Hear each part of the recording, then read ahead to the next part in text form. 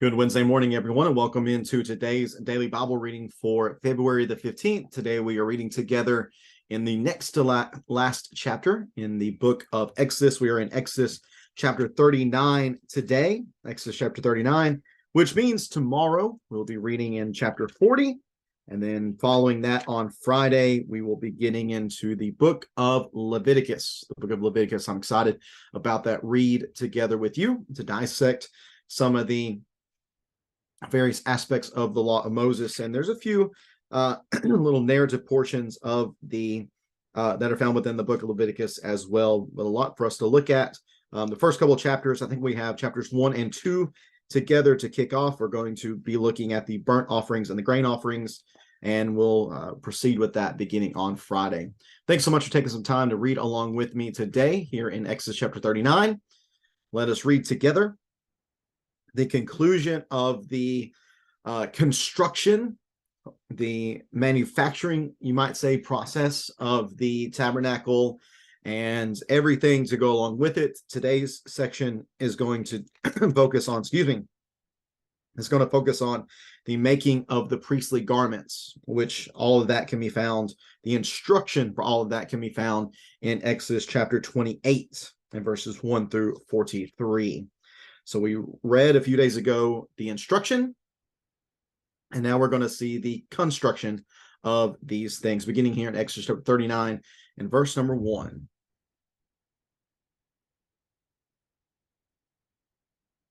Exodus chapter 39, verse number 1, they made specially woven garments for ministry in the sanctuary, and the holy garments for Aaron from the blue, purple, and scarlet yarn, just as Yahweh had commanded Moses. Bezalel made the ephod of gold, of blue, purple, and scarlet yarn, and of finely spun linen. They hammered out thin sheets of gold, and he cut threads from them to interweave with the blue, purple, and scarlet yarn, and the fine linen in a skillful design. They made shoulder pieces for attaching it. It was joined together at its two edges. The artistically woven waistband that was on the ephod was of one piece with an ephod, according to the same workmanship of gold, blue, purple, and scarlet yarn, and of finely spun linen, just as Yahweh had commanded Moses. Then they mounted the onyx stones surrounding the gold filigree settings, engraved with the names of Israel's sons, as a gem cutter engraves a gem. He fastened them on the shoulder pieces of the ephod as memorial stones for the Israelites, just as Yahweh had commanded Moses. He also made the embroidered breastpiece with the same workmanship as the ephod of gold, of blue, purple, and scarlet yarn, and of finely spun linen. They made the breastpiece square and folded double, 9 inches long and 9 inches wide.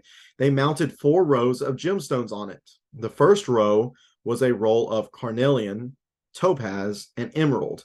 The second row of a turquoise, a lapis lazuli, and a diamond. The third rolls a jacinth, an agate, and an amethyst. And the fourth row of a beryl, an onyx, and a jasper. Those are all the stones that are on the breastplate. They were surrounded with gold filigree in their settings.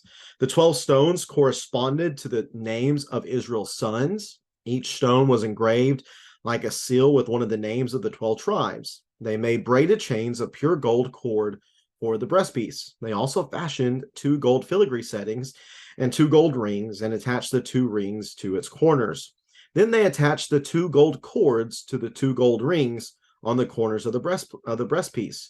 They attached the other ends to the 2 cords, to the 2 filigree settings, and in this way they attached them to the ephod's shoulder pieces in front. They made 2 other gold rings and put them at the 2 other corners of the breastpiece, on the edge that is next to the inner border of the ephod. They made 2 more gold rings and attached them to the bottom of the ephod's 2 shoulder pieces on its front, close to its seams, above the ephod's woven waistband. Then they tied a breastpiece from its rings to the rings of the ephod with a cord of blue yarn, so that the breastpiece was above the ephod's waistband and did not come loose from the ephod. They did just as Yahweh had commanded Moses. They made the woven robe of the ephod entirely of blue yarn. There was an opening in the center of the robe, like that of body armor, with a collar around the opening so that it would not tear. They made pomegranates of finely spun blue, purple, and scarlet yarn on the lower hem of the robe.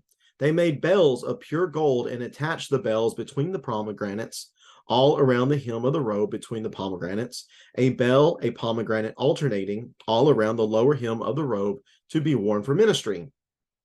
They made it just as Yahweh had commanded Moses. They made the tunics of fine woven linen for Aaron and his sons. They made the turban and the ornate headbands of fine linen, the linen undergarments of finely spun linen, and the sash of finely spun linen, expertly embroidered with blue, purple, and scarlet yarn. They did just as Yahweh had commanded Moses. They made a medallion, the holy diadem, out of pure gold, and wrote on it an inscription like the graving on a seal, holy to Yahweh. They attached a cord of blue yarn to it in order to mount it on the turban, just as Yahweh had commanded to Moses. So all the work for the tabernacle that's in a meeting was finished. The Israelites did everything just as Yahweh had commanded Moses. They brought the tabernacle to Moses, the tent with all its furnishings, its clasps, its supports, its crossbars, and its pillars and bases, the covering of ram skins dyed red, and the covering of fine leather, the curtain for the screen, the ark of the testimony with its poles and the mercy seat, the table, all its utensils, and the bread of the presence, the pure gold lampstand with its lamps arranged and all its utensils, as well as the oil for the light, the gold altar, the anointing oil, the fragrant incense, the screen for the entrance to the tent, the bronze altar with its bronze gates, its poles and all its utensils, the basin with its stand, the hangings of the courtyard, its posts, bases, and the screen for the gate of the courtyard, its ropes and tent pegs, and all the furnishings for the service of the tabernacle, the tent of meeting, and the specially woven garments for ministry in the sanctuary, the holy garments for the priest Aaron, and the garments for his sons to serve as priests. The Israelites had done all the work according to everything Yahweh had commanded Moses. Moses inspected all the work they had accomplished. They had done just as Yahweh had commanded. Then Moses blessed them. And that is Exodus chapter 39, the completion of all of the various aspects, the instruments, the components of the ark. They've all been completed now. Moses has inspected them. And now in the next chapter, in chapter 40, we're going to see where the tabernacle is going to be set up, and then where Yahweh's presence is going to come down upon it. I want to note here within this text that, let me double check my count here. 1, 2, 3, 4, 5, 6, 7. Let's see, 7, 8, 9. 9 times within this chapter pertaining to not just the priestly robes and such, but concerning everything. 9 times we see the Israelites had done all the work according to everything Yahweh had commanded Moses. We want to know why it was that not only Moses was pleased, but Yahweh was pleased with this, is because they simply did as God had told them to do. That he had given them instructions and they followed those instructions well. That in and of itself is a very simple lesson for us to learn. Whenever God gives us clear instructions, we would do well to simply follow those instructions. But I also want to note within this chapter, specifically the last two, the last 2 verses, 42 and 43. Again, 42 saying the Israelites had done everything. I had done all the work according to everything Yahweh had commanded Moses. Moses inspected all the work they had accomplished. They had done just as Yahweh commanded. Then Moses blessed them. These 2 chapters are very clearly allusions back to creation. I said there was a quote that I really liked, and I went back and found it. The one particular resource I've been using a lot throughout this is the NIV application commentary. This one is written by Peter Enns, and he says concerning the tabernacle that the tabernacle was a microcosm of the created world, heavenly order amid earthly chaos. And he ties that in with the creation week. And there are definitely numerous echoes and allusions to the creation week. Number one, the Israelites had done all the work according to everything the Lord had commanded Moses.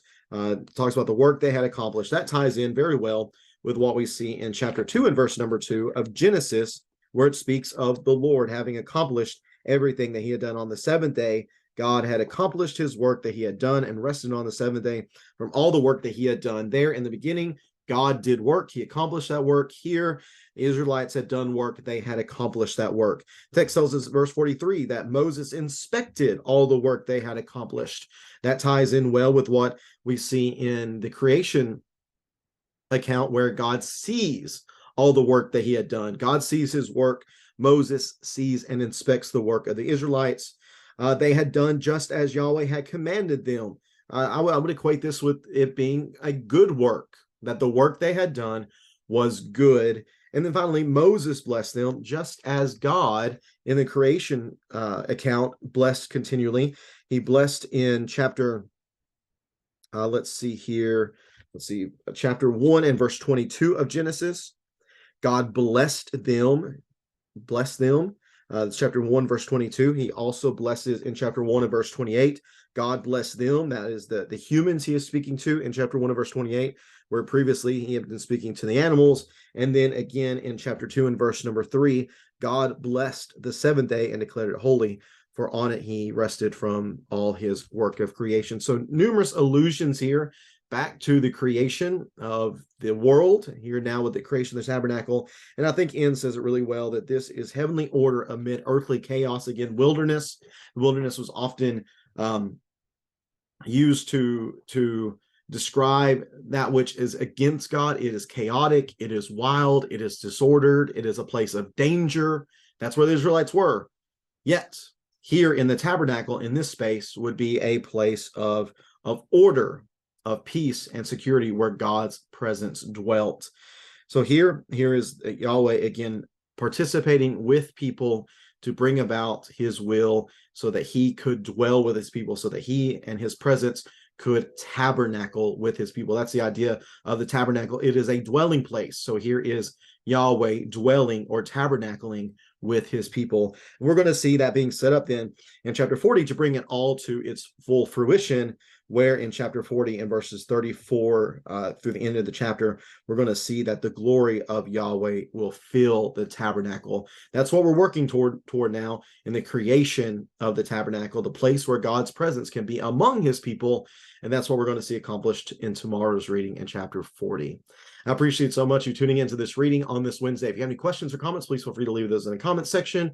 And we'll be looking forward to seeing everybody tonight at 7 p.m. for our Bible study, as we look tonight, continue looking at the character of shepherds, looking at them from their positions as husbands and fathers, what God desires of the men who would serve as shepherds, and why that matters. Again, thanks so much for tuning in. We'll be back at it again tomorrow, reading together from Exodus chapter 40, finishing up the book of Exodus tomorrow. Hope you can tune in then, and tune in again on Friday as we start our read through Leviticus. Take care, and God bless.